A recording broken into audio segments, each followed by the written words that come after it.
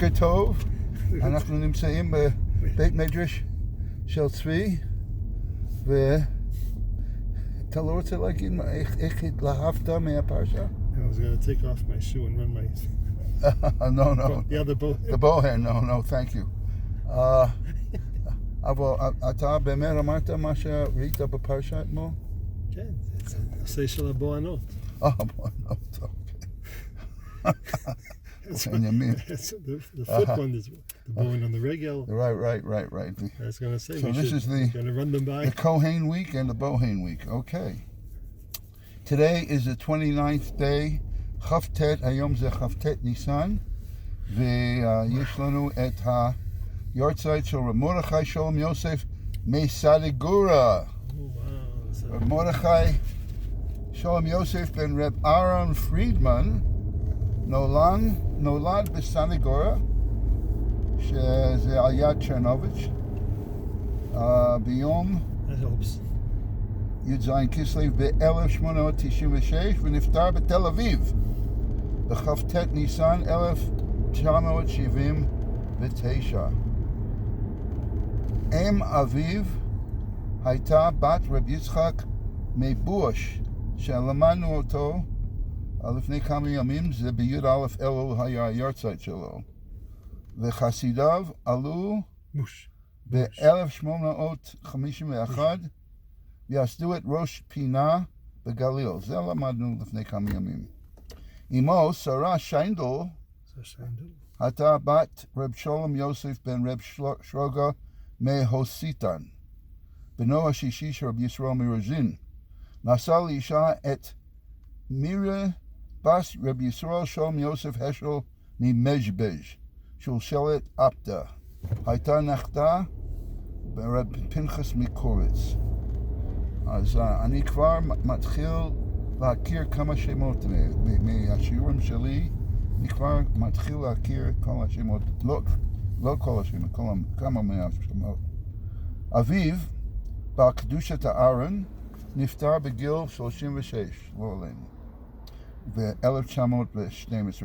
כשהיה רק בן 16 בהיותו כבר אז בקי בתורה בנגלה ובנסתר, קיבלו החסידים את מנהיגותו. בהיווסד אגודת ישראל, רב מרדכי שלום יוסף היה ממנהיגיה. שנתיים אחרי התחלת כהונתו פרצה מלחמת העולם הראשונה, והוא עבר עם כל החסידיו מסדיגורה לווינה. בכנסייה הגדולה השנייה ב-1929 נבחר רב מרדכי שלום יוסף בגיל 33 למועצת גדולי התורה של אגודת ישראל.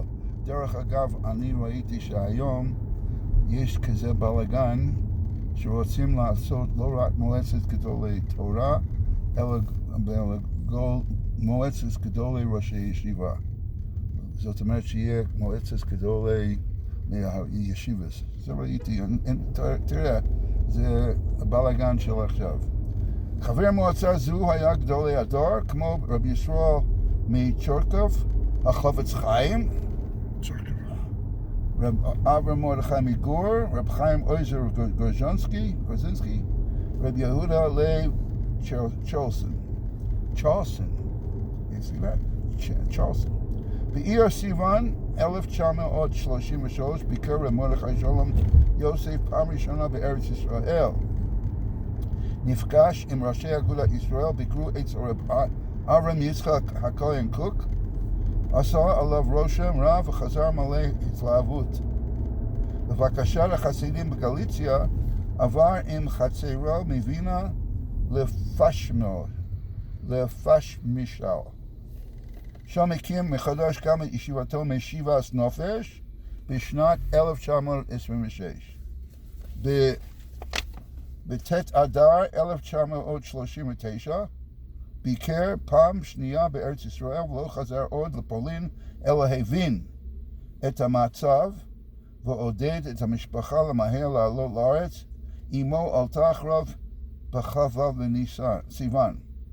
32 שנה ישב בדירה שכורה בתל אביב.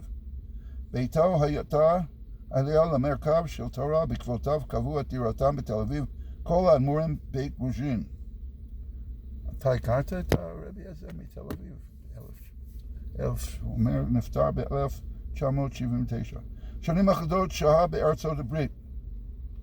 בשנת 1967 התחיל לבנות את משכנו המפואר בצפון תל אביב. בעזרת הנדיבים מקס מאיר ואהרון לנדאו, מצאצאי הנודע ביהודה, ב-1971 הושלם הבניין.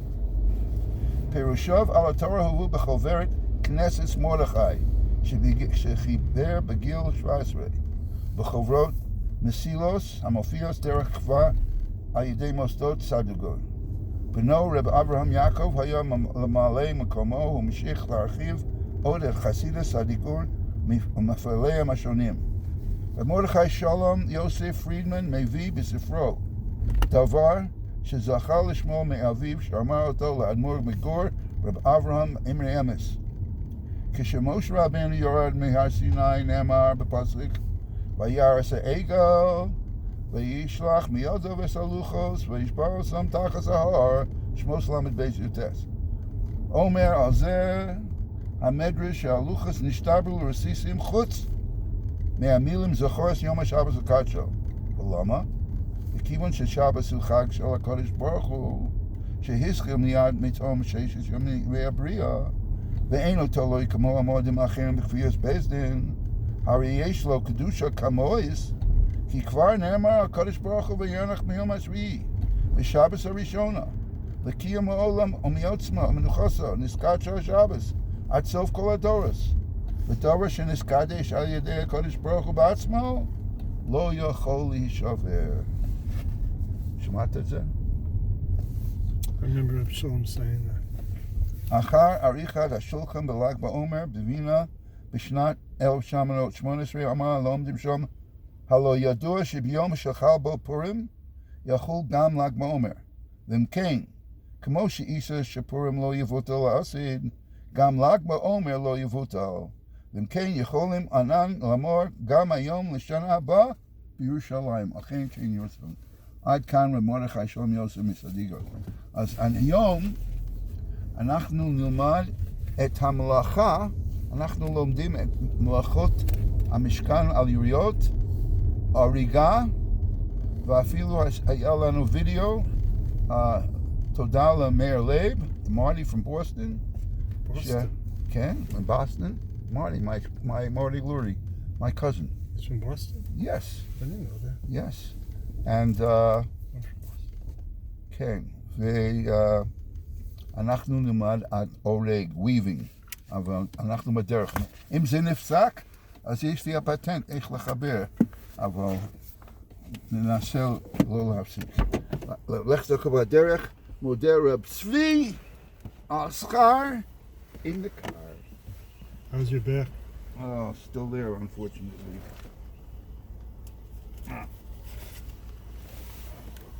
But we have to go forward, not back.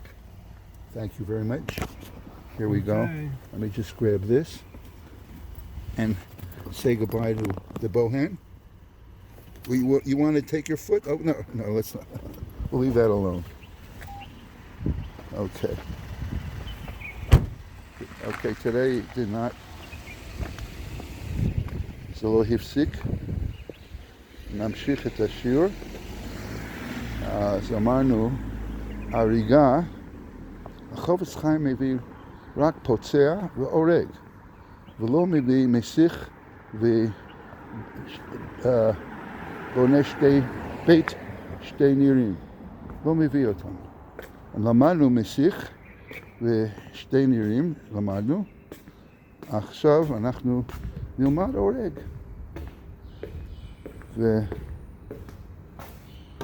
ואתחיל מה שקרה נקרא בספר ל"ט מלאכות של דוד ריביאט. הוא אומר, and as explained in early Malachot, the yeriot of the Mishkan were made of wool cloth. שאמרנו לפי המלאכות הקודמות שהירויות היו מסמר. Expert weaving skills were required for the making of these ירויות. אז יש צורך למומחיות כדי לעשות הריגה. The malach of weaving oreg is essentially the passing of the weft, the horizontal thread, through, under, and over the vertical warp threads, thereby completing the creation of a fabric. Asheti v'orev. The basic premise of weaving. Weaving is the process of completing the creation of a fabric by passing the transverse weft thread under and over the warp threads that were previously mounted on the loom, see Mesech, so that the perpendicular threads become interlaced in perfect succession. And of course, here are the diagrams.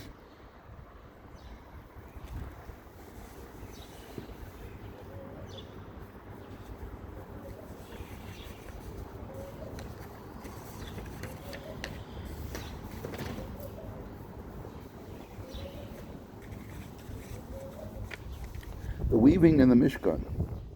In a weaving loom in the time of the Mishkan was essentially composed of two beams, with one resting horizontally on top of posts set into the ground, and the second beam connected horizontally to the posts at a lower point. In between were hundreds of warp threads attached to each beam. Setting these warp threads onto the loom was Mesach. Lamanu כשעושים את השתי על המכונה, זה נקרא מסך. The upper beam, called the koved ha'elyon, was where the warp threads began, while the lower beam, called the koved tachton, was where the woven fabric was completed. Producing the wool coverings entailed the passing of weft threads under and over each of the hundreds of warp threads in perfect sequence. The warp threads would be lifted alternately, forming an opening called a shed, to allow the weft threads to be passed through. See Ose Shtei Betenirim. Each passing movement of the weft thread was a separate act of oreg. There's a real wind here, so I have to be very careful that things don't get blown away.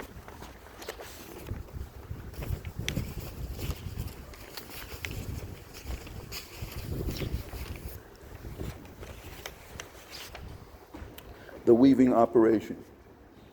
Passing the shuttle through the shed, the weaver holds a large spool of thread called a shuttle, which is specially designed to unravel easily as it is thrown. The weaver throws or shuttles the spool of thread, the weft thread, back and forth from hand to hand through the opening, the shed. This shed is created each time the weaver alternately lifts by use of foot pedals, one of the two harnesses to which the warp threads are connected. The act of shuttling the weft thread is the av malacha, the act of oreg. And then here we go with the diagrams.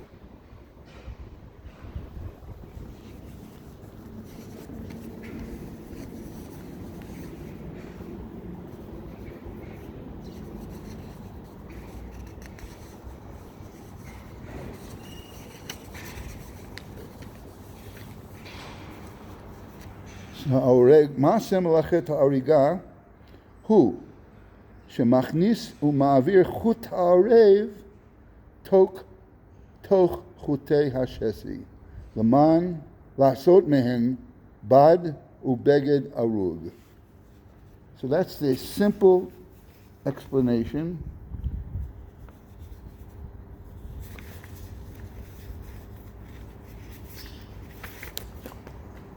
Tomorrow, מחר, אנחנו נלמד הפוצע, אבל עכשיו אני אביא את הלשון של המחנה ישראל על אורג, את הלשון של המחנה ישראל.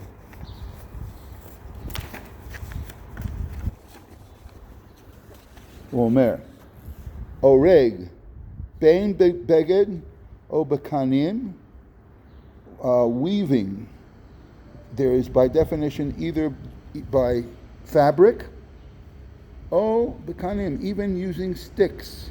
If you put sticks together, you osha osin benslech michatichat eitz, or you put kamosha osin l'schachik olov, o b'sa'arot, o b'chol dover chaya, hu adin kolea beis chutin.